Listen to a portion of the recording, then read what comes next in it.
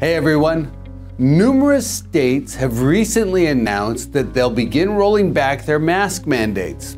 This includes areas of the country that have taken a very cautious approach throughout the health crisis, like the West Coast, the Northeast, and Chicago.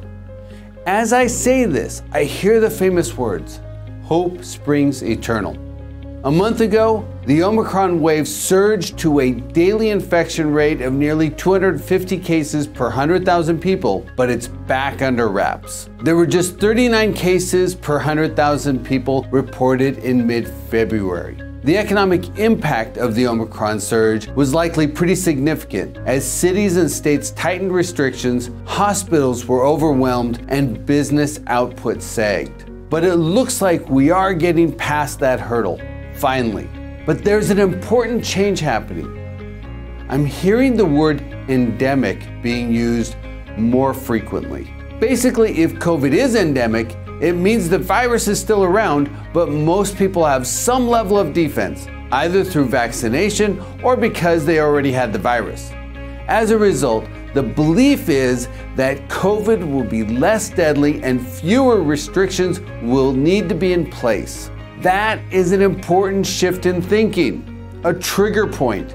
If COVID is considered endemic, that implies government restrictions will be reduced and people will finally begin to get back to normal.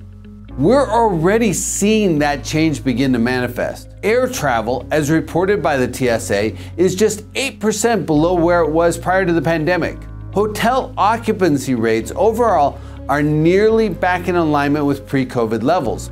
But if you drill even deeper, you find that limited service occupancy rates are ahead of where they were before the pandemic, while full service hotels that cater to business travelers are still falling short.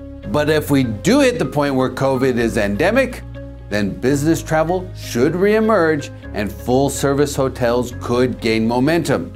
Likewise, looking at the actual occupancy of office properties based on key card entries, it appears that a rising percentage of employees are returning to the office. The share of people going to the office is still below the most recent peak of last December, which was in between the Delta wave and the Omicron wave, but the trend is pointing up.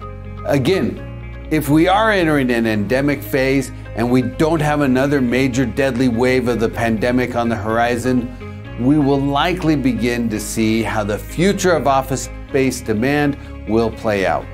Finally, there's retail.